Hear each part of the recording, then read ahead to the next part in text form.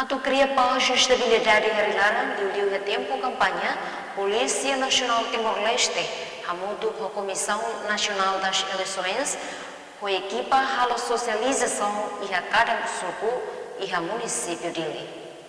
Comandante Polícia Nacional Timor-Leste Município Dili, Superintendente-Chefe Polícia, na Tercia Eufrásia Soares, atau questão neba jornalista Sira, wenghira remata socialização da comunidade Sira e a sede suku Vila Verde Quartane.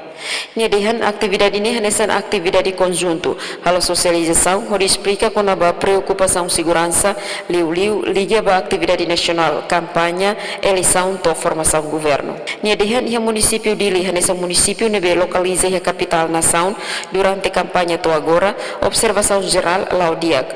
Partido concorrente hotu coopera ho autoridade polícia no iha comunicação diak.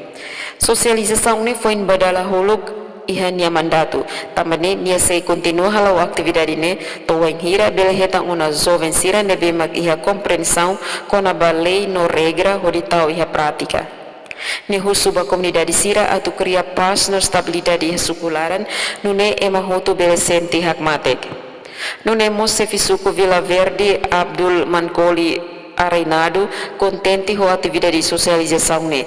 Também foi em Badala Huluk, comando município halau visita oficialmente basirane suku, onde foi informação ba comunidade Sira.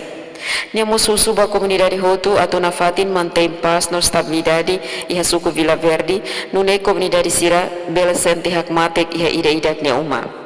Efigênia da Costa, STL News.